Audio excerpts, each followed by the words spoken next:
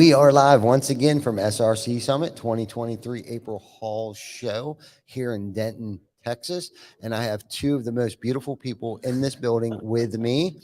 I have the famous Tim Brown, Hook Agency. I do have an announcement real quick before we get into this. Oh shit. Oh God. I got.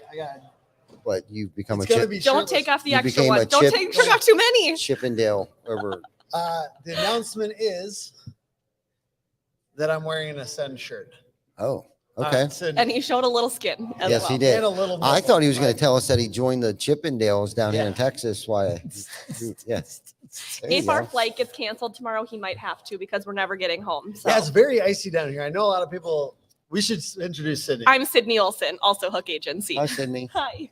And Nice to we're, meet you. We're talking a little bit about roofing today, but we're talking about other stuff too. And ultimately, one thing is, I saw somebody saying the ice storm. Look, they're like, we have that every week here in Colorado, and I'm like, what you're not seeing is like it's literally like ice, straight up ice, this thick here in Denton, Texas. That literally you go. We went to Waffle House last night. Great establishment, by the way. This Denton. Very Waffle nice House. servers as well. Loved it. The chili's good. Great chili. Bert's chili. But I got out the door and I was like slipping all the way to the car because it's actually a legitimate thing, and we're used to this stuff, but not Right. that thick. No, and see, the thing is, the difference is they don't have the resources here like you or I would Yeah. have up north. Exactly. That's the difference. Yeah, we see it every week in Colorado, but yeah, you have salt spreaders, plow trucks, and the resources and funding. And people that know how to for drive that. in that Yeah, weather. that they allow each year for things like this to happen. Well, Texas is not one of those places that normally experience a 1-inch thick sheet of ice on everything. If I would have Right. known, I would have been a lot more careful. I drove all the way over here and I didn't actually go on the ice yet with my feet. But once I went on the ice with my feet, I'm like, I don't want to drive back to the airport tomorrow. It's crazy. I did tell Tim he just had a baby a couple months ago, which I'm sure everybody knows. Mhm. But I said in the Very car, small. I'm glad that you have this baby now because I feel like you're going to drive a little bit safer on the ice than if it were just me in the car. Because it's true. I don't really care. Other than that, I don't really care about my life. So, according to you, has it helped? Yes. It has? I would say You that see I a was difference? white knuckled on the door the whole time. And I kept saying, remember, it's icy. Remember, there's not salt on the roads. But he did remember. Okay. And we did go pretty slow. It was terrifying. Yes. Yes. As we get older, those are things that we have to start thinking Yeah, about. you have and to worrying stay about. alive. Yeah, it's not just us anymore. There are people Yeah. that rely on us today, believe it or not. Because I'm guessing you've been like that at your point at your life at some point. You're Yes. like, I don't really care that much. Right. Right. Well, and I think that, okay, so yes, I still suffer from what you suffer from too Yeah. at times. Yeah. And for a good example is we were out in Utah the week before Christmas and we rented UTVs. Mm. And something happened to me, like a switch went off where I became 21 years old again. So we had those things maxed out and going as fast as they possibly could. And there's other people in the vehicle with me. Now, Yeah. granted, I wasn't the first one to flip it, but then I thought, dude, this is really cool. Right. Did you have employees with you? No, we had other people who owned other businesses with me. Well, So after we, scary if they're Yeah, employees acted because like then I a- was like, literally, we flipped an ATV or something with an employee, and then I was like, oh shit. no, other members of a revolt group that I'm Yeah. involved Oh. with were with me. And so we're doing our thing. Somebody flipped it. We crawled out. We laughed. Yee-ha-ha. We needed help to flip it back over. And then I'm like, you're not driving anymore. So I start to drive.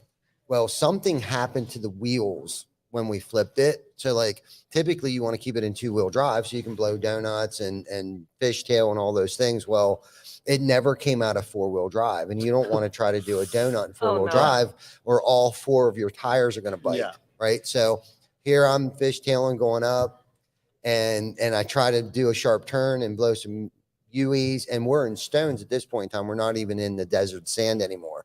Well, it bit and we flipped it. And I mean, it flipped hard. And Oh. as I'm crawling out and watching everyone else crawl out, I thought that was really stupid and very irresponsible of me to act like that. Yeah. I mean, granted, it was great fun, but I had to go see the chiropractor after Oh, we got no. Oh, back. damn. Dude, but it was so much fun. But this is the thing that I think as we're getting older, we don't think about. I don't want to say this in a selfish way, but other people, You know what I mean? Like Yeah, one time I was on the highway with my buddy Matt, and he's from Texas. Mhm. And there's very slick ice, just like there is out right now. But I was in Minneapolis, and he was not used to ice, like right. And I just in the middle of the highway, I just whipped the e-brake, and I did a complete 180, and then just kept on driving. Yeah. And he's like, man, it's like, you do that often? When it's down here? I was like, no, not normally. This is special for you. Yeah. Right. Well, see, I think you know what it is. We don't think about the consequences. Yeah. Right. We think about how cool we are exactly doing this, and then it's like as we get older, like I'm older now. I would never do that now. It's Mom. like, gee, and we are responsible for these people's lives that are in this vehicle, ATV, sure, or whatever other motor vehicle that we're operating right now. And it's, you know, and to your point, like, you know, now we have families, so it's not about. I don't want to die, it's not about us anymore. Mhm. Really isn't about us anymore. My brain might be a little bit different because I've never had that switch of I should flip this ATV and just see what happens. Yeah. What's wrong with you? I don't know. Maybe it's my dumb girl brain, but that's just I've never had that switch. Oh, I've never we had want to survive all the time. Oh, I don't want to flip this ATV and just crawl on out. I don't want to take 180 in the middle of the highway. You sound like your life is really boring. Yeah. I agree. Maybe I've just not lived, but at least I'm still alive. That's true. So are we. That's true. And you we're have stronger. made it. I mean, you have made it we are this far. stronger for it. But we probably know quite a few people in our circles. Yeah. That hasn't made it. Or for sure. That's probably part of it. We're a statistic that's still alive. Yeah. We were chosen, I believe, and our because we have a purpose. Yes. And that we do not want to take for granted. I agree 100%. You know, and now we are smarter. Yes. Because we experienced so much. Yes, we had to experience everything to be where we're at, but it made us smarter. I hope so. I've just been smarter, but now you guys are there with me. Yeah, some people can learn happy from that other you're people. there with me now. Yeah. Some people have to learn for themselves. Boys are dumb. Yeah, there you go. I do not disagree with that. But anyhow, so I'm sure you had some time to think about what you wanted to actually discuss while we were on here. So what is that? Like, he's looking at me. Yeah.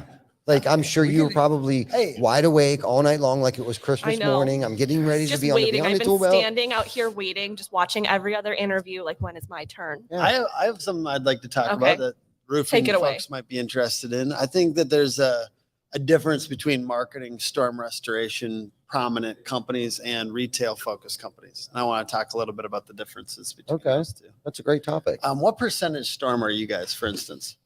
2%. 2%. Yeah. And so like ultimately marketing tends to be a little bit more important for a huge 98% retail. We rely on other sources other than ourselves, I guess, knocking doors and whatever other resources that in the storm market have. Yeah.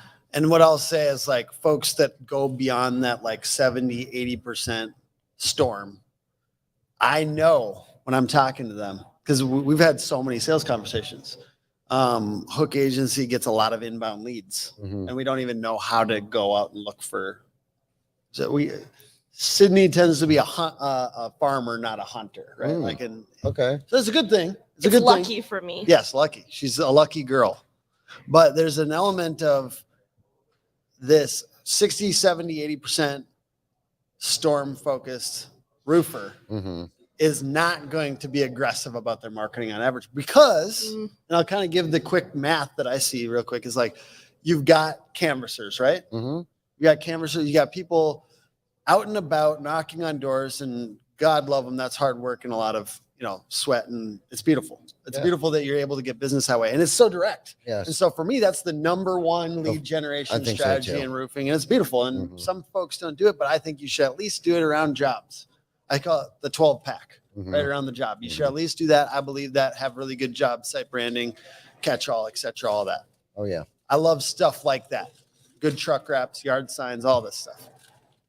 But your marketing budget is essentially wrapped up in canvassers from what I can tell. So folks that are doing this, and I've had this twice in the last week or so where somebody's talking to me, a roofer is saying, I am predominantly storm, 70, 80%.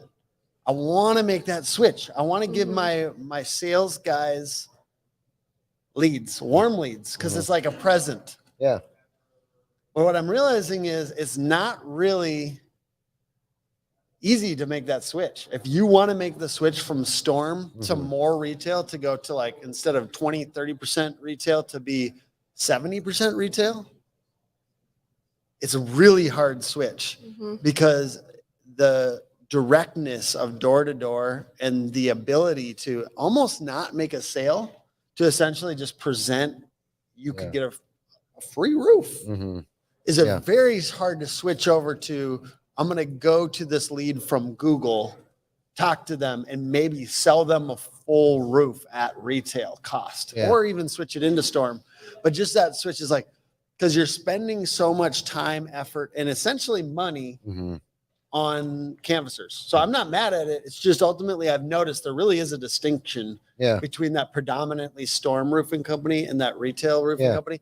And I am not able to make the switch. Like I'm not able to flip companies on average. Well, you know, this is a great topic because I honestly believe right now we're at a pivotal change in the roofing industry. And whether you're a storm chaser or in the retail space, I believe right now is where you need to start implementing both, right? Like, so if I'm a retail guy, which we are, and we have recently adopted Lead Scout, which now what that is, it's a canvassing app, correct? So what we're trying to do is we're trying to get our lead babies out of the truck and canvass the areas, right? So we're trying. I love making lead babies, by the way. Right. So yeah, so do I. You know what I mean? But we're sitting around now waiting for the phone, right? Well, why are we not going out to them? Is what we're trying to get there, to have a lead babies mental, really do tend to not try very hard on the other activities around it because they're just so used to those fresh warm leads. And same in the storm industry, right? So I think you should start implementing some sort of marketing and branding and presence, because who knows what's going on with the insurance game right now? Who knows if another storm's going to come through? And I just feel like if you want to stay relevant, at least for the next 12 months, right? Because I think there's going to be some turbulence over the next 12 months, right? Like, and everyone right now is insurance talking about companies tightening up. Is that part of what you're I talking think about? so. The economy. Both. Yeah. Both. I'm speaking of both. And I feel like that's why I think regardless of what industry, part of the industry that you're in, whether it be storm restoration, door knocking, or the retail space, I think you need to start adopting both forms, both processes between canvassing and retail. So storm chasers need to start adopting the retail form of marketing. And I feel like us lead babies need to start adopting the form of door knocking if we're going to be relevant for the next 12 months due to the turbulence of the economy, right? Because everyone right now is talking about 3 to 5 years right now. Well, yes, 3 to 5 years as a visionary. Yes, I'm concerned about it, but how are we going to stay relevant over the next 12 months? Because right now this is the problem. This is where everyone's gotten so comfortable. You could be a shitty entrepreneur over the past 36 months, over the past 3 years, and be successful. But where the true rubber is going to meet the road, the pandemic's over. Okay. The home service industry as a whole. I'm glad that you just announced that for the first time here on the show. The pandemic is officially over. Yeah, the pandemic is officially fucking over. I always wanted 36 months ago. Okay? I wanted somebody to do that for the last recession, because they never did. They never announced it was over. Yeah. And I like 2014 or something popped. I'm like, it's over. You could be a shitty, We're out of the recession. Let's think about this for a minute. You could be a shitty marketer, a shitty entrepreneur, a shitty financial person within your business, right? And still remain relevant because you didn't have to market. The phone was ringing. There just wasn't enough contractors, right? But I feel like over the next 12 months, we're getting a cleansing, a correction, or however you want to explain that. So I feel like if you're not adopting other forms of lead gen, branding, or marketing, and my belief is, unfortunately, we've started to own a lot of the market share when it comes to branding in our local areas. We started that a while ago. We've been talking about recession for the past 36 months, right before the pandemic broke out. Unfortunately, I think we don't own the market, but we feel like we own the market, which is a good attitude to have going into what we're getting ready to, because it's almost like an SEO, right? Like you needed to start it 36 months ago in order for it to come to fruition now. Yep. Right. So it's like planting a tree. When do you plant a tree? Today and 20 years ago. I'd be curious to hear Kind of Sydnee's concept. take on this, and we do need to ask. Yeah, her and some I feel like I questions. could keep going on and on and on about I want things. to hear, like, if you were to try to make the transition to some more retail, some heavier digital marketing when you've traditionally relied on canvassing and things like that, do you have any perspective, like, or thoughts on when you would try to do that? Because, like, you do that when there's no storm, you don't have money. Yeah. If you're a storm guy. Well, I think I definitely agree on you should know how to do both, because you're missing market share on either of them. If you're not going out and chasing any of those insurance jobs, you're missing out on them. If you're not on the internet, you're missing out on all those people. So I think that, like, obviously the more that you can do, the more places that you can be, the more market share you can have, because more people know about you. But in terms of, like, I think people can fall back on insurance a lot, and exactly kind of like Tim said, when you're presenting options, you're not necessarily trying to close that deal right away, and not always trying to flip a lead into an insurance if they're calling about retail.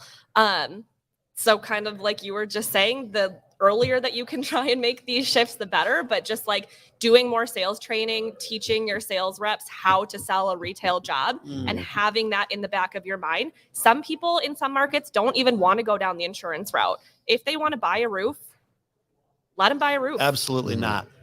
Do not try to come around here with your cash money. We only want insurance proceeds. Right. But some people, California, we've got some clients in California, and they talk about it all the time. They're like, people save up for their roof. They're ready to do it. They've got this money in their pocket, or financing is always an option too. But if they want to talk retail, talk retail. Yeah. Know how to talk about it. Yeah. And you could have separate guys too. You could have the retail guys and the insurance guys. I mean, insurance, that's a lot. That's our gals. God damn it. Excuse me. We love women in roofing sales. And I honestly believe more and more people, like, who are you? No offense. No one's mad at me for saying that a gentleman would be happy to have a woman to come in and sell them a roof, or your ideal customer who might happen to be a 47-year-old housewife is going to feel more comfortable having a female in your house. So I do think that it's like, and what do we think? Women can't sell? I think women can sell. Yeah. Sydnee sells a lot. Yeah, I do too. No, I think anyone can be a great salesperson. You know, it doesn't matter if you're male or female. Does a woman have better characteristics than a man? I think they do. Unfortunately, we were just talking, I think, earlier before we went live on how dumb boys are. That's true. Right. Like, girls are more organized. But I don't want to inflame their the presentations like are probably better. Roofing you know what I mean? Like, and I wouldn't be dumb enough to think that, yeah, you could probably sell more roofs than me once you were educated on what it was that you were selling. And probably freaking kill it, right? Compared to me, because I'm like all rammy and jammy here, sign here. Now. And you would know how relationship focused. To probably, yes, exactly. Like, build that relationship, build that rapport, and nourish that relationship, and take your time more with it. Me, where I'm like, no, like the 2-pump jump. You know what I mean? And like, no, exactly. That's me. And I'll just say also, like, I've learned a lot from her on that side as far as like creating that relationship. It's very good for a lot of different things. And basically I take a lot of like tips from the way she sells. And she wasn't a salesperson. She literally just got into this a year ago. And she's $1 million producer for our business. No doubt. I believe that.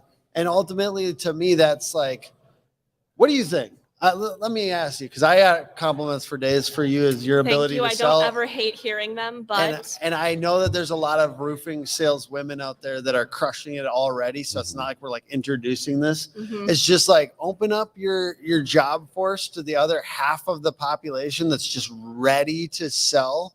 If you just stop thinking about it like you have been thinking about it for the last 20 years, like, just open it up. Just have one roofing sales woman soon, and then start opening up when they start closing a bunch of business. Yeah. Well, I was just listening to here, we're at SRC, and I was listening to the Women in Roofing panel, and they had some of that discussion around like some women sales people, which I think everybody has a different sales style, right? But generally women have like a softer approach of Yes. it's not that like sign here, sign right now. It's like, let's talk about this. Let's educate you. Let's like figure out what you need, which is all sales is, figuring out what do you need? How can I give you what you need? What's your problem? How can I solve that problem? And just like, I mean, I think generally women are better listeners as well. I was just getting ready to So say being that. able to hear. I can't even hear that. And right that's now. something that like I'm lucky enough to have been complimented on a lot in my sales process is like I felt like you heard my problems and you like understood them, and just really taking the time to hear what the homeowner needs. I don't sell to homeowners, of course, but in that sales process of just taking the time to listen to them. And I think women can have that approach a little bit more naturally. Yeah, no doubt. I believe that as well. And some men, I'm sure, have that Yeah. approach a little bit No, more I'm sure. naturally too. Yes, I'm sure. Obviously, you know. Yeah, no, ultimately it's just like learning if we think there's a difference between men and women, like if the learning from what those are, like if there is strengths, and I certainly believe that there is a lot of strengths, and I certainly believe I believe listening is one of them. I see a lot Yes. of strengths in you, but you know, ultimately to me it's just opening up that other half of the population. Yeah. You know, we talk about how there's not enough people, right? In skilled trades and in stuff around Yes. this, right? Yes. There's not enough people, but you're not looking at half the population sometimes. Right.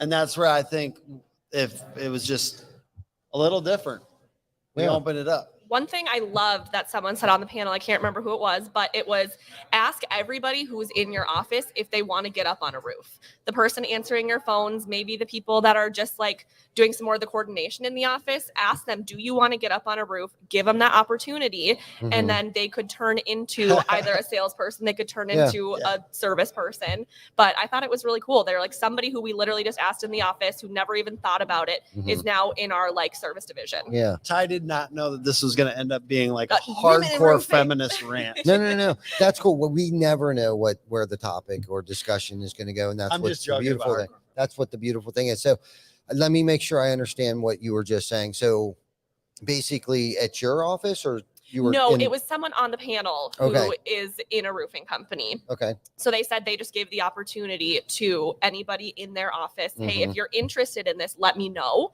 We'll send you out with a salesperson. We'll send you out with the team. Okay. And so you can at least see what it's like to be up on that roof. Yeah. And if that's something that you potentially want to try more and move into, Yeah. we'll give you that opportunity. I like that.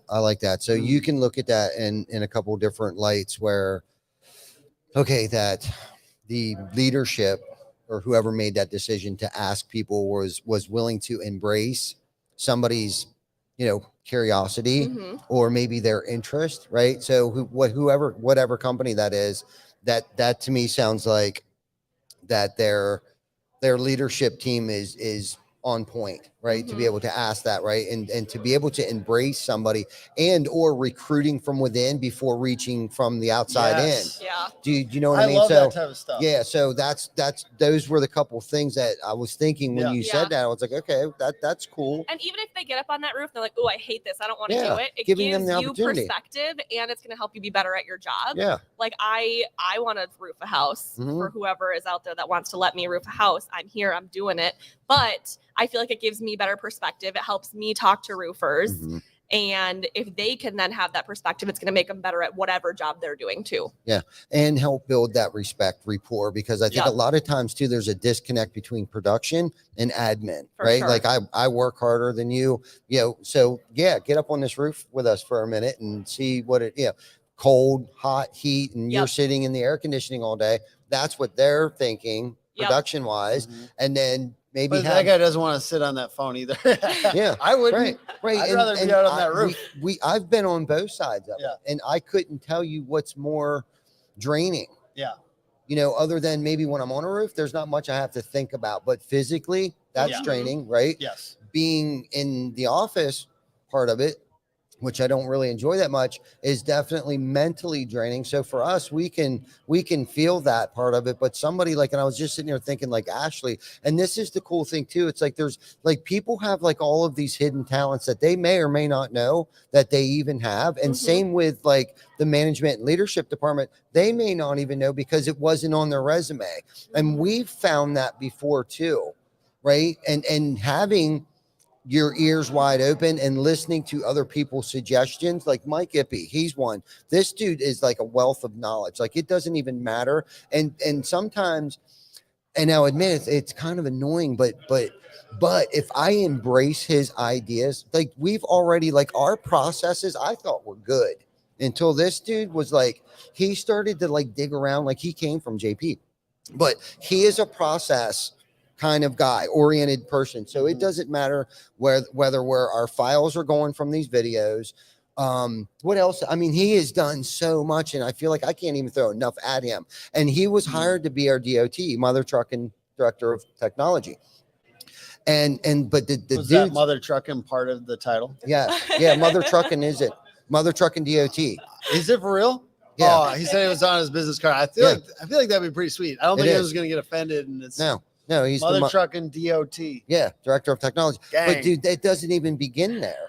Yeah. Do you know what I mean? And for me Yeah. to be like, no, we're not ready for all that. No, it's run, go, get it, kid. You know what I mean? And that's a certain type of culture too. And it sounds like those people, whoever was Mhm. speaking up there, that was something good for all of us to listen to in that panel. Yeah. You know what I mean? Yeah, that was totally. sitting in that room. If they're Shout at that out point, SRC Summit. yeah, Gang, So if- gang. if- We're out here. right. If they're at that level, I mean, now if you just got into business, that probably like totally went over your head. Yeah. Well, and you can't necessarily, like, you don't have the space to lose that person to another position within the company because you need somebody there answering your phones or doing there, whatever did they were that. doing Yeah. in admin. Yes, that's why I So hired it's you. I need you to scary. answer the phone. I know you got all this talent and you're probably overqualified because I've done that, been there, and probably lost people because they were overqualified and they weren't challenged enough. Yeah. Mm. Yeah. So Right? it's definitely scary on both sides. Like, do I do this and potentially lose them when they're really good at this job? Mhm. But I still get to retain them as an employee and move them into something that challenges them and that they could We've done kick that ass at. so much and have grown so much because of that. If you can just let go, Yeah. let them do their thing. Yeah. I love it. And I will say, just a note, like, as far as like strengths that I see from Sydney on sales and that I'm By the learning way, I'm trying to from. get you a promotion. I like it. Thank you. What I see is like that relational quality, right? Of Mhm. any salesperson. Yeah. Dan Walrick, I'm about to chat with him a little bit more later today. $18 million sales producer, Unbelievable. incredibly relational. So it's not just women, but No. this mindset that comes a little bit naturally, sometimes a little bit more to women for whatever reason, that they're a little bit like, can we agree that they're a little bit more like developed on like this like social aspect sometimes? Mhm. Mm. Like what it is like, you don't just want this sale. We're going to get like the 5 sales that are available with this person's network. So we're not just closing the deal. We're closing the deal and they feel really good about it and want to introduce us to their friends, Love that. right? Like that's where we want to be. Yeah, that's the best part. And Dan was talking to me and it's like, he was showing a picture of like, he's doing like a neighborhood pitch. He said he's talking to a homeowner and the homeowner says, or he talks to the homeowner, he says, get your neighbors Mhm. at this pitch. So he has a picture of him with one homeowner and he's doing the talk to 7 other homeowners on a stoop. And he hands out contracts to all of them at the end of it. That's relational. Yeah, right. And he's like, I do have that question sometimes of a guy who's been door knocking. And dude, I'm challenging you, okay? A guy who's been door knocking for 3+ years. Why are you not just bleeding referrals out of your ears? Yeah. Yeah. Like that's where you should, like, basically, I think some people don't know that you can do that. You want to know why? And it's a question that we've asked, that we were at door to door, and at the end of every podcast, I was asking a question like, when does the sale end? When is the sale over? Mm-hmm. And unfortunately, I don't think a lot of salespeople know the answer to that question. Do you? I don't I know. was like, now if I it's don't ever know over. if I know. Yeah, but I want to hear your answer. Never. Yeah. It's never over. The sale is never over, right? Like if you're actually doing your job, taking your time, right? And building that relationship, building that rapport, right? Following up, following through, and making sure that entire experience, because the problem why they can't do it is because the sale is over once they collect that deposit. Mm-hmm. That's it. MIA. And they post the check on Facebook. Yes. And then posted. That's the problem, unfortunately. And I think even me as younger being in the years ago in the industry, that if you would ask me that question, well, when I collect the deposit, the sale's over because I'm moving on to the next one. But unfortunately, it's not. not if you want that compounding interest. And Yeah. that's what that dude has developed, what I call compounding interest. Absolutely. Right? Like you got to take that time and nourish that relationship and follow through from beginning to end. And that's through the entire process. How our presentation is not just at the door when I knock on your door, but the presentation while the job is going on. Do you have an equipped, or do you have a catch-all? Do you have all of these things to capture the eyes of the neighbor, to make sure that that homeowner's home is being taken care of as if it was yours? And if you can't because you don't take care of your shit, then take care of it like it's mine.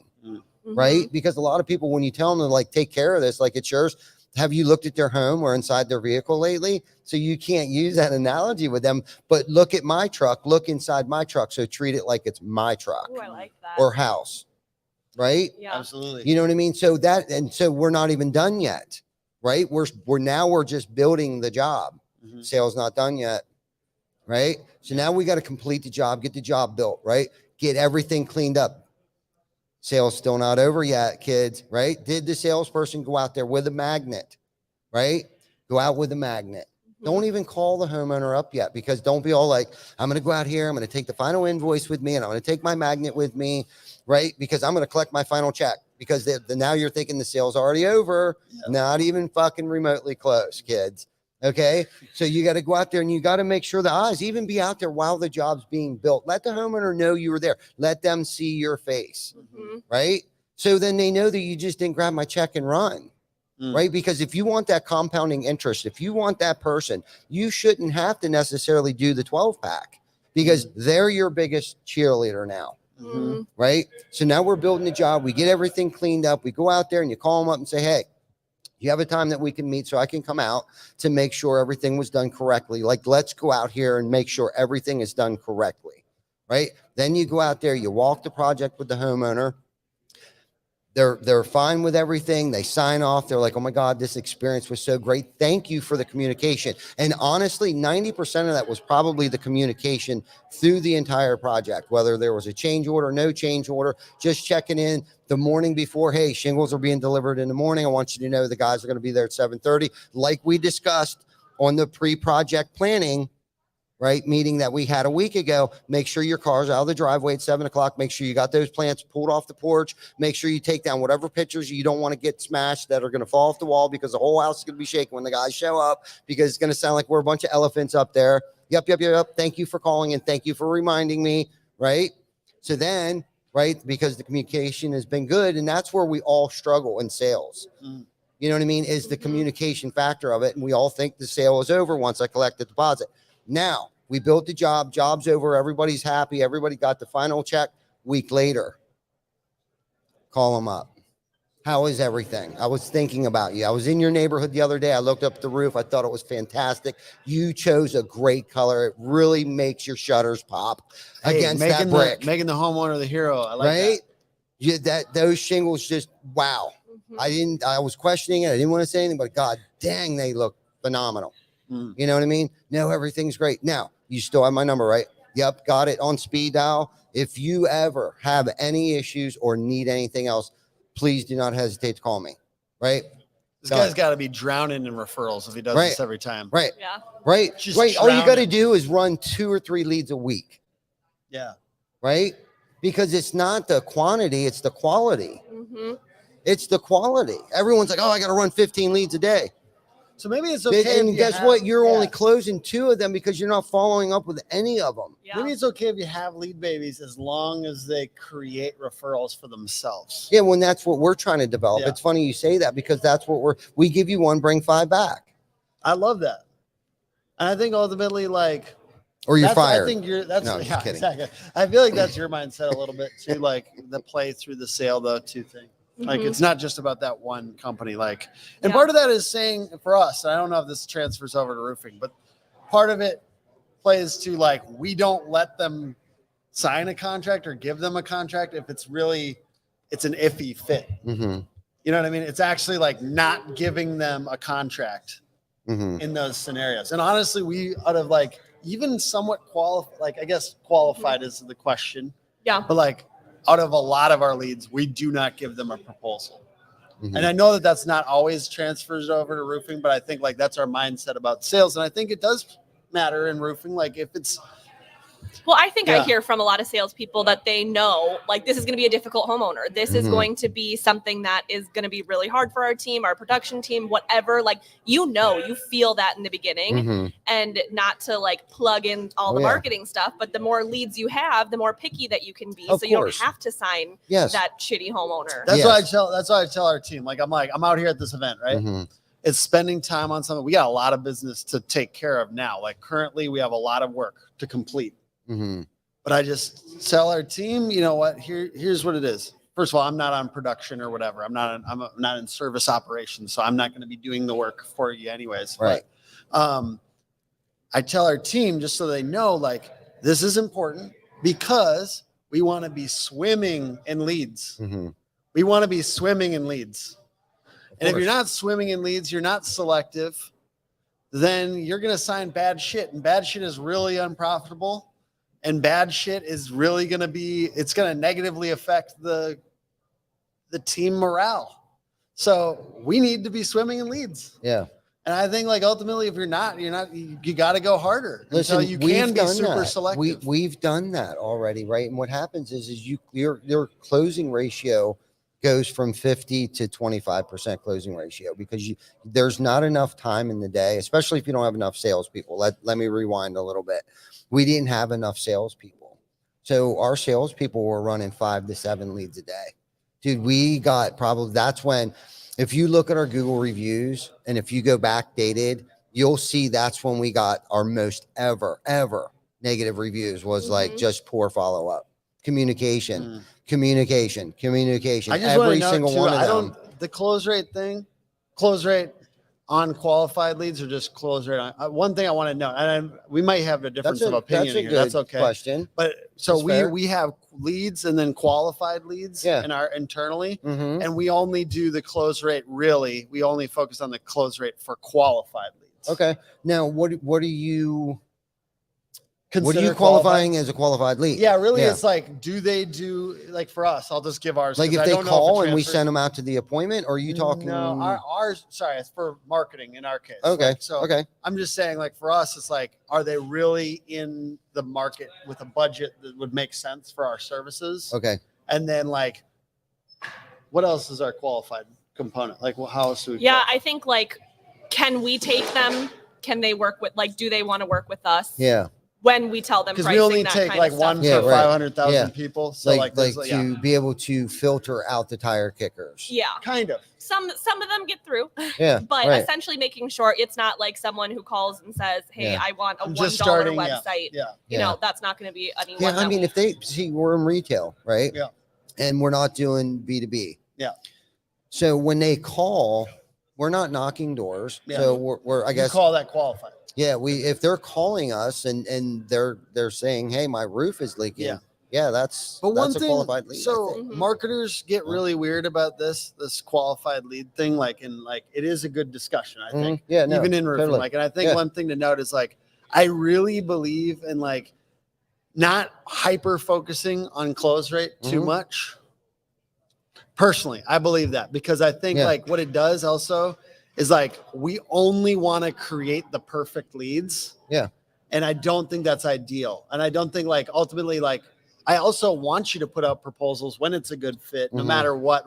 If you over focus on some of those like percentage numbers, ultimately what I want is an increase in closed deals. Mhm. That's all I want. Yeah. I want an increase in closed deals where it's Yeah. a good fit. Yeah. And so like sometimes some of these numbers, I think people hyper focus on like a close rate or something like Yeah. Well, no. Okay. So yes, I can see where maybe I've become a little obsessed with closing ratio, but my point is that I felt like we were overloading our salespeople with too many leads, Yeah. Mhm. which then lowered the closing ratio because of poor communication and If poor there's like a maximum, lack you of can do 4 deals. a yeah, day, and try to find that sweet spot. So what we needed, because I was concerned that I wanted to make sure everybody was getting enough leads. Yeah. Yeah. But then what happened is I was over inundating them with too many leads, and I'm like, because I know me, not everyone's built like I'll run 7 leads a day. But my bandwidth is a little more, and my tolerance for pain is much higher. and this goes back to personal. My family suffered from it too. I wouldn't didn't even look at that part of it either. But just now wanna- I do, as an Yeah. entrepreneur, going back to like good leadership and not to be all over the place with our topic here, but we needed more salespeople. So then the close, because you can spend more quality time Yeah. with that customer, you know, building that rapport and that relationship. So it turns into a referral network. Can I ask That a one question? individual. Yeah. Basically, I'm just curious, like in that case, were you ever over indexing on a lead source that was low quality leads? Like, were you purchasing leads from the No, list? we've Or never. in that case, it was mostly referrals, or what other types of leads? Mostly, okay, so I've been in the business a Yeah. long time. So I would say at least at this point in time, 25% of our leads are existing clients that I probably Nice. installed something myself personally. So that was a difficult transition for them and myself. Different topic, totally different podcast there.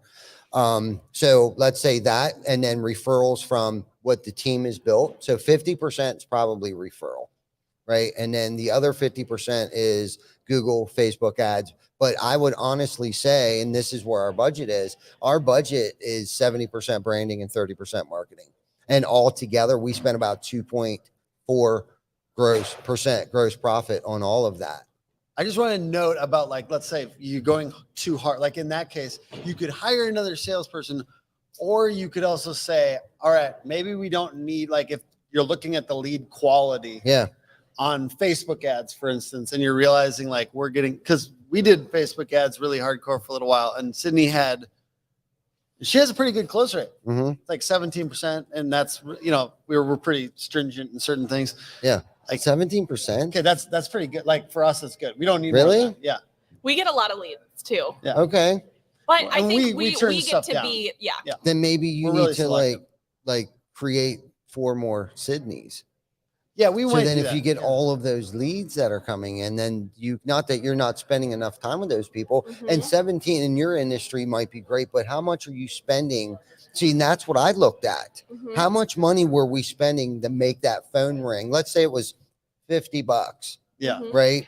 And we have 10 salespeople, and I'm giving them 5 leads a day, right? So at $50 times 10, I don't know, it's a lot of money. I can't do the math off the top of my head. So let's say it's $5,000 a day Yeah. to make that phone ring, and we're losing 75% of them Yeah. Mhm. leads. That's the ratio I look at. And I'm just saying, like in that case, Yeah. turn You down. know what I'm saying? Turn down the spend on the shitty lead sources. But we don't get shitty leads. Yeah. So I'm I saying don't feel like we essentially, do because we have a repair. I mean, so what do you consider shitty? Like we I'm do saying, like, repairs, but then again, that sometimes, goes yeah. back to that compounding interest. That Mhm. $150 service call that we just did turns into $150,000 worth of referrals Mm. in a month's time. Yeah, in Mhm. our case, it was just like we looked at the quality of these and like there's no tons of Well, you turned me no-shows. down, so that means your vetting process You're not a is, shitty broken. lead. is shit. Yeah. Yeah. Yeah. No, I'm just busting your balls. No, But I respect why you did. yeah, I wouldn't want to go with somebody that did what we spoke about. yeah. Ultimately, yeah. like we love you, and like I know you know, that. like having too many roofers in one area is what I watch. No. Yes. I love that. But Total yeah, respect. I mean, like just to note, we spent a lot of money on Facebook ads, and just noting like there are people that over focus on that lead number, and we even see it in like let's say even Google ads, where Mhm. it's like they're just like crank up the in nerd speak for a second, but like broad match keywords, Mhm. like you're showing up for stuff like rooftop bar and Home Depot shingles, like these are not really good leads. Yeah. Like, so somebody will kind of like over index on that lead number Mm. and accidentally just, if you don't look at your close rate on certain things, Mhm. you don't. And I mean, like, I'm saying like close deals Yeah. out of total leads. I'm not saying like each one, you know, too focused, but I'm saying like those types of things where you need to cut out the bad lead sources or the bad lead Yeah, methods, no, like I a agree. broad match keyword in Google, like Mhm. Google ads. And Google, one PSA real quick for the roofers watching this. Don't do the auto like Google ads stuff. Like it's like, let us take over and just run it by the robot. You have to turn it off, actually. Turn it off. Like go into your settings, look for things that say auto apply suggestions, turn it off now. It's terrible and they'll overspend in really bad areas because Google just has ad inventory that they need to get rid of. Yeah. And they'll get rid of it in the worst possible ways. And they don't care about your close rate. They also know that some people are It's a good just nugget. looking at lead quantity. Yeah. Like Yeah. basically watch out for just hyper focusing on lead quantity. Yeah. You have to look at like, how many deals did we close from this? And ultimately when you do that, it allows you to focus on the right types of lead gen. Yeah. No. And I mean, I guess it's not a good problem to have, is making that phone ring and you're spending all of this money to get shit leads. Now we have done programs that we had found that didn't work, but we're able to identify it quickly because of tracking numbers or QR codes or however we were using that to funnel it to us. Right. And I would tell you one thing that we had to turn down a little bit is we were running a lot of ads in the newspaper. And I know a lot of people think the newspaper is dead.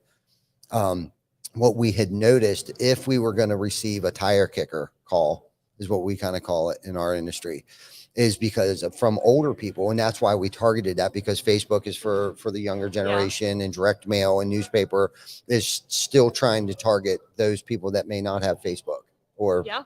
I don't know. There's some pretty old people on Facebook now, bro. No, there is. There's a lot of homeowners on Facebook. And no, there is. Ultimately, there's more homeowners on TikTok and Instagram now. I'm just going to throw all that out there. Yeah. No. We own And I homes, get that. millennials. I get that. But like 36, you were I'm like talking an about elderly earlier, there's a whole millennial. other market of people that we didn't want to miss. Yeah. Right. And because, but they have nothing to do but call these phone numbers sometimes that are in the newspaper. And I don't know if it's because they just wanted to have a conversation with somebody. Like they really didn't even need anything, but we would go out there and maybe like an inspection or, hey, it looks like you guys do roof. Do you mind? And not that, and believe me, we do that all the time. And what we've been able to do because of things like that is create a database. Like, no, you're not ready for a roof now, but 3 years from now, database. Yep. Right. Goes into the data bank there. But it's no, good but that that's you know. great. It's good that you know. I Yeah. was getting tire kickers when I had this lead gen strategy. It's just knowing when you're creating tire kicker strategies and not being like, well, I said I had my goal for like, for instance, I'm the marketer for our company. So I'm like, I'm a craftsman at this currently, and I need to hire somebody for it. Yeah. As a CEO with 24 people to lead or whatever. Yeah. But like, I was over-indexing on that number, that lead number. No doubt. 200 leads. Tim's got to create 200 leads somehow. Yeah. This quarter, but now we switched it up in our case Qualified. to qualified leads. That's cool. So So then ultimately, maybe your closing ratio might go up. There's certain things that probably will. in each industry that we're in. Now you do focus mostly on roofing, but the way that you're marketing is different than the way that I'm marketing or targeting your marketing, maybe. You know what I mean? Totally. It's all, to me, the number one question in marketing is who is it for? Yeah. And it's not everybody, spoiler alert. Right. And if people don't know that, they overspend in a lot of weird areas. Like I was talking to a roofer in Colorado a few weeks ago, and he said, well, Colorado. And then we said, okay, well, he's like greater Denver area. Okay. And then he's like, okay, suburb. This particular suburb. I'm like, now we're getting onto something. Yes. He's like, all homeowners. Okay. All homeowners. Yeah. Really though? Like, where's your best close rate? Like, who do you get the most leads from? And it is useful, even if it is actually all homeowners, and I get it, to actually identify like one particular type of customer, because my ideal is that every single time you're writing marketing materials, you're thinking about that person, that one individual, because I think it's more useful. Like, if you're writing to one person, it sounds a little different. So I deep into marketing here, excuse me, I'll wrap this thought up, which is every single Tuesday, I write a kind of a constructive piece of content on my Facebook to my ideal customer. I have one person in mind when I'm writing it. For you or for your client? I'm saying for me. Okay. But you could use this too. Like if you have Margaret, what's a 47-year-old person's name? Elizabeth. Mark. Oh, Elizabeth. I'm saying, like, I was going to go with female because I think of the 47-year-old female. Like, I'm going to every single week try, like, not every single time. Like, it's hard when you're doing it every single time you post, but I'm going to write something specifically for her, like a very useful little letter. It's like one thing about her exterior of her home and maintaining it and making a good decision about hiring contractors, and it's a little love letter to your ideal customer every single week, and just do that one time a week, because it just conditions your mind to always be bringing it back to Elizabeth, the 47-year-old female homeowner with 2 kids that I'm identified as my ideal customer. And I'm doing that by my close rate and knowing like, these are the people that I've found the best luck with when I'm closing. Like they like it. They're a professional and they want professionals to handle it, or whoever it happens to be. Yeah. I think that's a useful exercise, like a weekly exercise personally in marketing. You know, I don't know if I've ever heard anybody describe doing something like that before. That's pretty deep shit right there. Like really getting granular on, you know, between percentage of closing ratio, you know, like, so we get all of these other people, but we don't really kind of close those jobs, but at the same rate. Yeah. Right. But a 42-year-old single mom, 2 kids, professional, 2 cars in the garage, whatever. And you're not like saying, hey, Elizabeth, you know, like, no. Like it's implied that it feels like you're talking to, like when you focus on them, it feels like you're talking to one person, but it doesn't like not hit the other people. You know what I mean? It like, it just feels stickier, because like when you're really focused on one person and their problems, like it feels more persuasive. And that's just copywriting. I believe copywriting is like a huge thing. If you're trying to learn your own marketing, like really getting into copywriting and really understand, it's persuasive language. So really all that stuff, if you're a salesperson, if you're an owner that's been very good at sales or whatever, then you are probably going to be pretty good at copywriting if you just kind of write the way you speak. Copywriting, that's a great question. Copywriting is really just that, like, it's a little bit of a highfalutin way to say writing. But here's the deal. It's writing, but like intentionally to create a result. And in this case, the result we want, I'm going to wrap this up in 1 minute, but I'm falling asleep over here. Yeah, sorry. This is marketing nonsense. I have such important things to say, but he won't let me say them. This is how you sell a deal. Like my mind went totally blank. Yeah, perfect. All right. You know what? I'll cut to Sydnee. What do you got? My important thing is bringing it back to the newspaper thing that you mentioned. So to like wrap the two of what you were saying together, of we were putting out and spending X amount of dollars on newspaper. We go back and look at what our close ratio is from newspaper, and it's zero. It's zero. We have never sold a roof to a 70-plus-year-old homeowner. So why are we spending all this money on these newspaper ads? Yeah, we're getting a lot of leads from them, but they're not our ideal customer. We're wasting our time on them, and we've never once sold a roof to this demographic. So like really narrowing in on who is my ideal customer, and then where are they? Are they spending time on social media because they're a little bit younger? Are they spending their time in these areas? Do they listen to the radio because they're in this demographic? But figuring out like where are they spending their time, and then are they actually closing from those avenues? I like that. Now, with your software that you guys provide your contractors, will they be able to identify those things? Like, is there a platform or a portal that they can go into, or is it a spreadsheet that you share with them on a weekly, monthly basis? Yes, to all of the above. So we don't necessarily use we use something called CallRail within all of our clients. So basically you mentioned like call tracking. You don't have to be a hook client to use this. This is awesome. Yes, you can use CallRail too, but it tracks those numbers like you mentioned as well. It records phone calls. You can use it as a sales tool. And then it tells you where they came from. So we do monthly reporting. You can always then go in and see where are those calls coming from, where are those forms coming from as well, and then talk to your strategist about it. And the other cool thing about CallRail too is you can actually listen to the recordings. Yes, training tool. As a training tool. Yeah, it's a pretty badass tool. Like I love putting our person who answers the phone a loop in their calendar every single Friday that they're supposed to listen to 3 calls and make notes to themselves about what they could improve. Yeah, it's good stuff. I love it. Love it. All right, I took up too much of this. That's okay. Is there a topic that you guys wanted to bring up that we didn't talk about? No, except for if you're a growth mode roofer, you should work with Hook Agency. For real. True. No, great people, or else their name wouldn't be back here for sure. Authenticity, genuine, transparent, just stand up guys, make results for the home improvement contractor. And I love what you guys do. I love the content that you do. I love the visibility, and that says a lot too about an entrepreneur or a business. You know, you're out there, you're putting yourself out there for the abuse if you were doing something wrong, right? Like, and that's same with us. I mean, we're consistently on social media, like, hey, this is what you see is what you get. You know what I mean? And we're here to take the abuse if we would do something wrong. But you know, that's why I feel like you're only as good as those that you surround yourself with. And I feel like that you guys are kind of in our outer circle. You know what I mean? Our immediate circle, obviously, is the 4 or 5 dudes that I run with on a weekly, daily basis. But you are definitely that guy that I've called when I've had questions about things, and you've always answered the phone. So I appreciate that. I wish that we could have worked together, but I do know why we haven't and can't, and that doesn't mean we won't.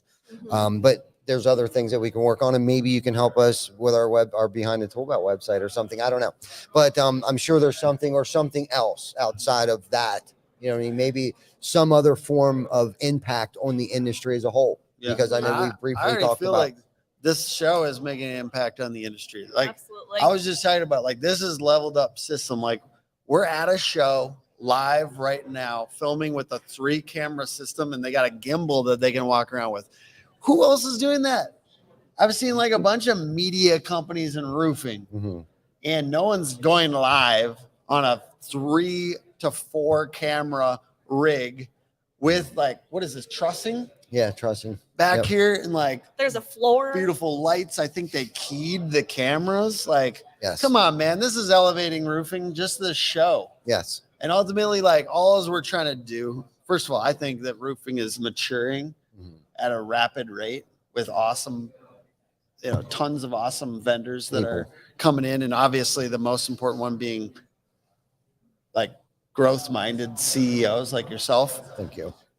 That are kind of elevating, and growth-minded sales reps. You too. And all the different things. You too. Yeah. In Sydney. And like, I love that.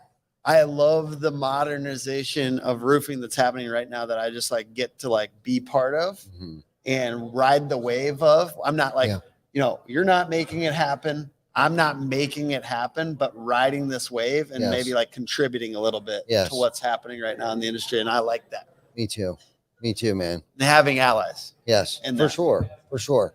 Man, this is such a great, we were very fortunate to have like 3 back-to-back episodes, like of the people that you're talking about that are creating that wave that we're allowed to ride on, that they're allowing us to be a part of. And I really feel like, to put it in a nutshell, is I think our goal, whether we know it or not, but I'm going to sum it up for us and paint this picture, that we want to leave this industry better than it was when we found it. You know what I mean? I really feel like that's our core, one of our missions right now, that, you know, we want this to be a better place and lose that stigma. And honestly, I've been really focusing on, especially after Jen's thing, what occurred to me is, you know, I would really personally, if anything else comes out of the show, or whether any other time I might be able to get to speak on stage or whatever, if somebody wants to call and talk, but I would love to lose that statistic of most roofing businesses go out of business in 3 to 5 years. I would love to change that overall and keep it, because I think right now a lot of the speakers, and I'm not even trying to get on any other thing, but like, let's try to change that. What can we do? Like, really, what can we do to try to change that statistic or that percentage? What can we do? What can we be? How can we be more effective? What did we do early on that we're actually, some of us, if we're smart, are go back to the basics? We don't ever have to leave them. And again, I'm going back to the next 12 months. Some things are going to change. We don't know, but there's going to be changes. There's going to be what's called a transfer of wealth is what's about to happen, right? Some are going to get wealthier. Those that thought they were wealthy are going to lose that wealth to those that are going to become wealthier, or other businesses are just going to be formed. Those are the 3 possibilities that are going to happen over the next 12 months during the correction period that we're going to be in right now. I don't think it's going to be long-lived. I think it's going to be short-lived. I think interest rates are going to start going down. Eventually, will we see 2.47 again? Not to get off on a tangent. No, I don't think they're going to go below 5, 4.5 maybe. But I think it's going to be short-lived. I think people are going to get acclimated to that. part of it, but until the people start losing their jobs, inflation won't stop. Unfortunately, There are a there's lot still, of jobs right now getting lost though, and like ultimately, like that's why I'm it's saying, weird that because when that yeah. happens, unfortunately, they're forcing that to happen. So then when people start losing their jobs, the feds start getting pressure. You got to okay, stop fucking around now. You got to start lowering the interest rate. You know what I mean? Basically, that's what someone makes a call. Okay, quit fucking around. You fucked this up enough. Let's get back to, you know, some sort of normalcy here. And that's what's going to happen. And It's honestly, hard to, but I kind of root for a little bit of like, let's get it over with and go Yeah. a little bit hard. If it's going to be a recession, like, and let's they have a did. little I bit- mean, yeah. they no, I don't think we've ever seen increased hikes as rapidly and as fast as we ever have. But basically, what they're trying to avoid, and I don't mean to be like a Fed shill here. Yeah. Somebody said I was a cop with this haircut. I guess I'm a You Fed. do kind of look like cop. I'm a Fed. Fed, But basically, like, pig. yeah, exactly. No, but I think that there's actually like, I'd rather them do that, Mhm. right? Like, Yeah. I'd rather them go hardcore. Well, like, it needs to happen. We need the shelves stocked. We need an overabundance of shingles in the stockyard. Like, we need all of these things to happen. We need people to lose their job. So then there's more shingles for the shingle price to come down. Like, we need all of this to happen. and you don't want it to be like the real worst part, like the 70s. And I just Am I- use that as an example. But if Yeah. you anywhere, anything, we just need shit back on the Like shelves 10 years and too recession. much That's of what it I was in trying to back say. in the warehouse. You know, beyond that wall, I know there's more shit back there. Well, there for a second, whatever was on the shelf is all we got. I'm sorry. Yeah. There's no toilet paper. Yeah. You know what I mean? Like, we need an abundance of toilet paper and shingles and or whatever, eggs. You know what I mean? Like, whatever is over. I heard eggs are $10 right now. Is that a real thing? Are eggs $10? Yeah. They had a breakfast this morning with A lot eggs of out there, eggs. Mhm. and there was a lot of eggs, dude. Is that is this hotel balling? They're balling. Look how Man. many people are here. They can afford the eggs. There were Yeah. so many eggs. I mean, Well, and that's I don't where normally eat eggs, we but I take put things some for on my plate granted. 'cause I I'm mean, like, we I don't really wanna take things for lose granted. And this we don't really opportunity. see. I mean, you'll go spend $10 because you need to feed your family, but you're not the one out there probably bitching, swiping your debit card and getting groceries. But there are a lot of people out there being affected by I'm inflation not- right now. Yeah. Yeah. You know what I mean? Like, we're very fortunate. Yes. No, I You know? agree. Absolutely. We are. I don't mean to play down the recession. Ultimately, I just don't want a long one. Dude, I love know your what I mean? ring. What's I that? just noticed that. Thank you. Yeah, love Yeah, that. Not to it's- change the Where did subject, you No, but find yeah. it, Tim? that's how spoiled you Instagram. are. Somebody or was yourself 70 purchased bucks. a goddamn 24 karat gold. Yeah, it's Hook $70. ring. I don't think it's 20. That'd be An pretty. Instagram ad for a 24 It karat says gold hook ring. leads on there, and then on the inside it says hook better What leads. It does was that- only $70. No, I believe you. I was just busting your balls. He's love you telling you it was guys. $70. 24 It was $7,000. This guy's got a 70,000. signet Yeah, ring, right. his logo on it, No, it's great. pure gold. That's cool, man. No, I really like it. I just really Thank like you. it. Yeah, cool. Trying to But make no, that hook recognizable in the industry. hook. Yeah, and it is. Hopefully, we can help with that, man. Hopefully, this platform will get you out there and help other roofing contractors and/or marketing companies or whatever. But this has been a phenomenal. Yes, thank you. Is sir. there anything else? Thank you. Hey, by the way, I because didn't you're- cut you off and didn't You did not finish. cut me off. I got my newspaper bid in, and that was my last I had Okay. one more thing. knowledge share. You got 2.3 seconds. Go, I'm go. Just kidding. I'm just kidding. No, I do appreciate. This is your third one today. I know this guy was like a little tired of these, and he's like, "Let's go." Yeah, let's go. I never get tired of it. I just want to make sure mentally I can rap with you all. Yeah. You know what I mean? Like, sometimes you just kind of like, I think my brain's tired. Like when right you now. stopped listening completely to Tim for a minute. Yeah, did you see me? Yeah. Could you see like that? The nothing blank- behind the eyes. Yeah. Sydney does that like every 10 minutes. So it's okay. If you just kind of start looking away, he gets it. Yeah, really? Maybe I should do that more often. Yeah. Now you know the trick. no, everyone Yeah. knows the trick. Sydney. Yeah. But no, thank you guys for rooting us on. I know that you guys are cheerleaders of We us. are. Yeah. We are for you guys too as well. And again, that's that circle that we were just talking about. And Tim, thank you for always being available for me Absolutely. and Sydney and your team and everybody on your team. So this has been great. I don't know if we got anybody else lined up or not. Hopefully I can take at least a 5-minute piss break And Ascend too. and it's end. Yeah. Michael Stern, also a great dude in the industry. And Vic, thank you. Javi, Michael Nippality. That he's acquired the new nickname Nipple. Nips. Nips, Nipple. Nipsey. Yeah. Nippality. So he lost his man card this week. Oh, yeah? no. and we're hazing him, and he loves it when I talk about this. So before the end of the show, he's got to run over to Walmart and he's got to get a Depends diaper, heat activated KY jelly, He just walks out. and the thickest broomstick handle that they have. But anyhow, Is that's this just still live? yeah. Yeah. Nips, it get is. back here. He just Nips. runs off. Yeah, he did. Nips. Yeah, he acted like he had to take a call. Motherfucker, you work for me, man. If I ain't calling you, Get you ain't back gonna in run here. out of the room like It's not that. that Nips. important. Right? Nipsey. Where'd he go? He's We're not staying coming live back. till you come back. He's There he is. busy on a call. Oh, Sam. okay. Yeah. Okay. All right. Liar. Anyhow, all right. We love you guys. Thank you. Thank you. Thank you. Thank you. You never And know thank what you. we're going to Thank say you. here on Behind the Tool Belt. So tune in every week, Yes, Wednesday. please. Thank you. Gang, gang. Gang, gang.